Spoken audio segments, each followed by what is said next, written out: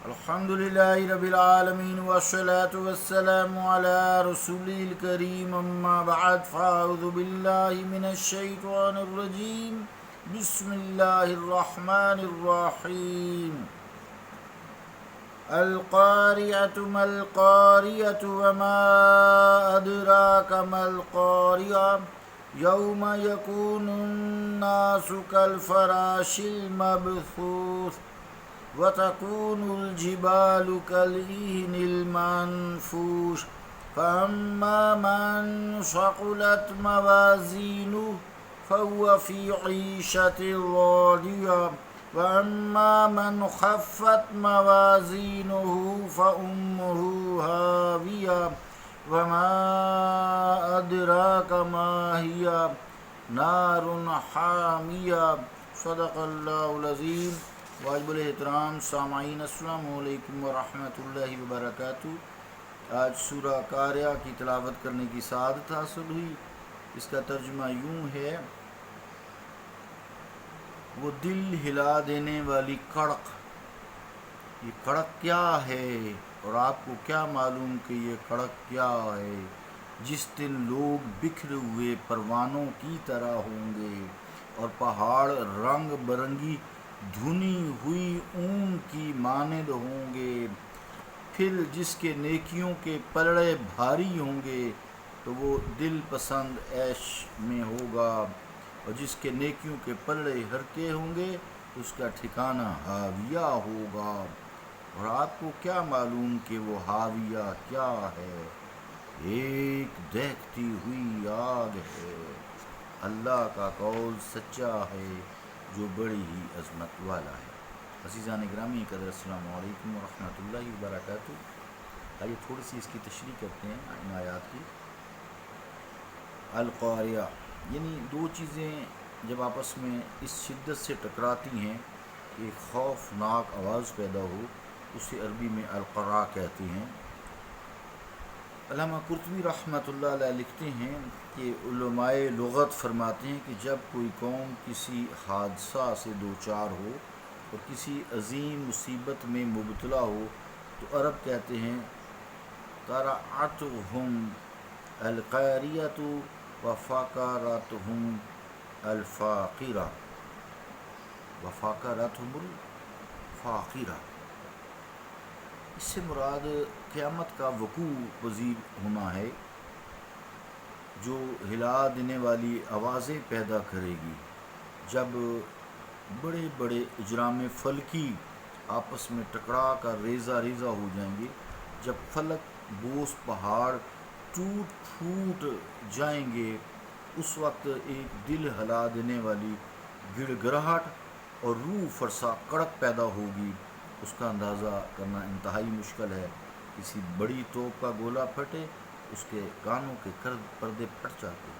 بڑی توپ کا جب گولہ پھٹتا ہے، دھماکہ یا بم جو ہے بلاسٹ ہوتا ہے، اس سے جو قریب لوگ ہوتے ہیں اس کی آواز سے کانوں کے پردے پھٹ جاتے ہیں.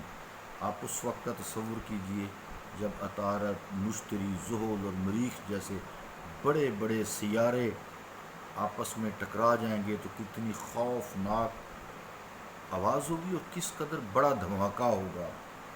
پھر ملکاریہ تو مادرا کا ملکاریہ، تو اس کڑک کو بطور سوالیہ نشان کیا گیا ہے. کڑک کیا ہے؟ آپ کیا جانیں کہ کڑک کیا ہے؟ تو خود ہی آگے جواب دیا. تو یہاں ان آیات میں قیامت کا جو پہلا مرحلہ ہے اس کے وقوع پذیر ہونے کا تذکرہ کیا جا رہا ہے. اس وقت جو ایسے واقعات پیش ہوں گے جو کہ بڑے ہولناک ہوں گے، انسان اپنے ہوش و حواس کھو بیٹھے گا، دماغی توازن برقرار نہ رہے گا.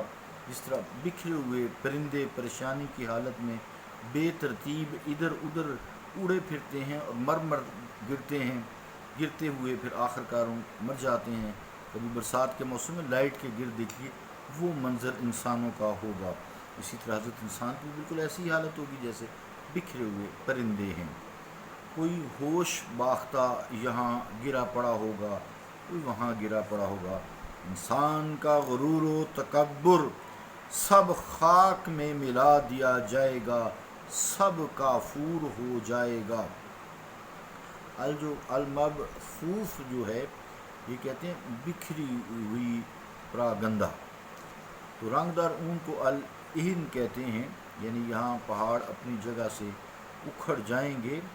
منفوش ہوتا ہے دھنی ہوئی، اس سے روئی کو دھنتے ہیں نا رضائیوں وغیرہ کے لیے، تو روئی کے گالے یا فائبرز اڑتے ہیں، اس طرح پہاڑ اڑنے لگیں گے، یعنی اپنی جگہ سے وہ اکھڑ جائیں گے اور دھنی ہوئی رنگ دار اون کی طرح ہوا میں اڑ رہے ہوں گے. آگے جو موازین ہے یہ جمع کا لفظ ہے. اس کے واحد کے بارے میں دو قول علماء خیر فرماتے ہیں، یہ موزون کی جمع ہے یا میزان کی جمع ہے. تو پہلی صورت میں آیت کا پھر یہ مفہوم ہوگا کہ جس کے اعمال یعنی نیک اعمال وزنی ہوں گے. دوسرے معنی میں یہ ہوگا کہ جس کے نیکیوں کے پلڑے بھاری ہوں گے. دونوں صورتوں میں ٹھیک ہے کہ پلڑوں میں ہی جیسے تکڑی ہوتی ہے تو یہ میزان ہوتا ہے، تولنے والی کوئی چیز ہوتی ہے تو اس میں باٹ رکھے جاتے ہیں، کوئی چیز تولنے کے لیے اس کے اگینسٹ دوسری طرف رکھی جاتی ہے.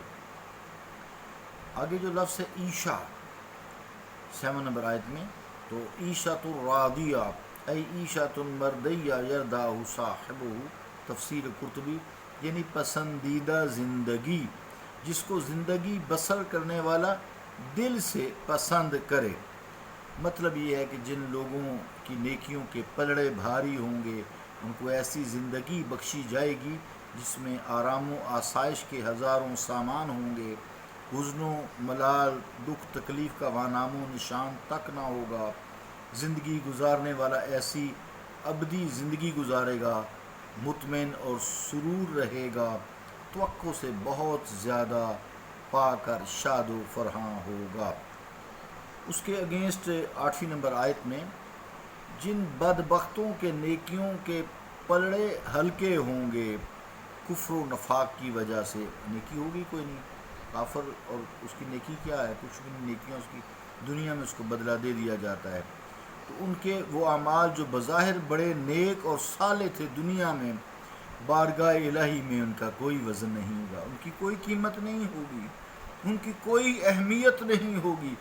ان بد نصیبوں کا ٹھکانہ جہنم ہوگا جسے حاویہ کے نام سے موسوم کیا گیا ہے. حدیث شریف میں ہے، قال رسول اللہ صلی اللہ علیہ وآلہ وسلم انہ لیات الرجل العظیم السمین القیامہ لا یزن جناح بعوضۃ عند اللہ اقرأوا فلا نقیم لهم یوم القیامہ وزنا. یوم القیامت وزنا. تو قیامت کے دن، حدیث پاک کا ترجمہ، قیامت کے دن ایک بڑا موٹا تازہ آدمی پیش کیا جائے گا اللہ تعالیٰ کے نزدیک، مچھر کے پر سے بھی وہ ہلکا ہوگا. پھر فرمایا یہ آیت پڑھو، فلا نقیم لهم یوم القیامت وزنا. کہ قیامت کے دن ان کا کوئی وزن نہیں ہوگا.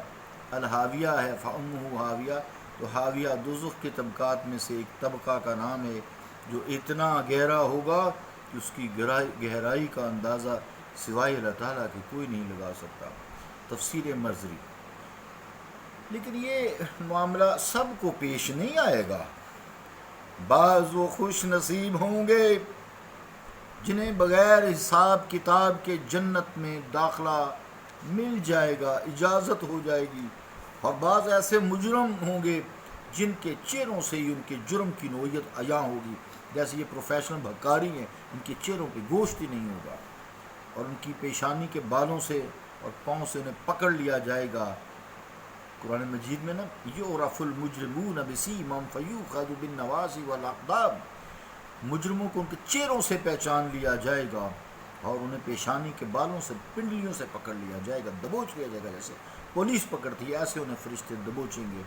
حضرت انس رضی اللہ تعالیٰ عنہ سے مروی ہے کہ رسول اللہ صلی اللہ علیہ وسلم نے ارشاد فرمایا کہ ترازو نصب کر دیے جائیں گے، پھر اہل نماز کو بلایا جائے گا اور ان ترازوؤں پر تول کر ان کو اجر دیا جائے گا. اسی طرح حجاج کے ساتھ بھی برتاؤ کیا جائے گا. لیکن جب اہل بلا کی باری آئے گی، اہل بلا ہوں گے جو مصیبتوں پر صبر کرتے رہے، یہ ترازو ختم کر دیے جائیں گے، کوئی ترازو نصب نہیں کیا جائے گا. نہ ان کے اعمال نامے کھولے جائیں گے، بلکہ ان پر اپنی رحمتوں کی اللہ تعالیٰ بغیر حساب کے بارش کرے گا۔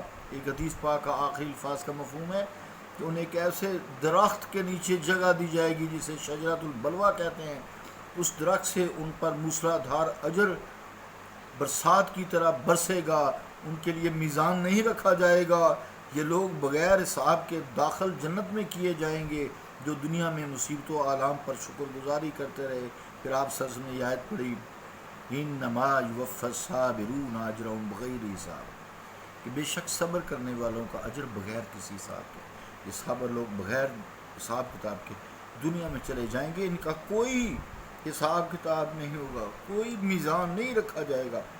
علامہ پانی پتی رحمۃ اللہ علیہ یہ حدیث نقل کرنے کے بعد رقم تراز ہیں کہ اس سے مراد اہل بلا ہیں، یعنی جو دنیا میں مصیبتوں پر صبر کرتے رہے، اللہ تعالیٰ کی یہ عاشق اور محب ہیں جو اس کی نازل کی ہوئی مصیبتوں پر بھی اس طرح راضی رہتے تھے جس طرح اس کی نعمتوں پر راضی رہتے تھے۔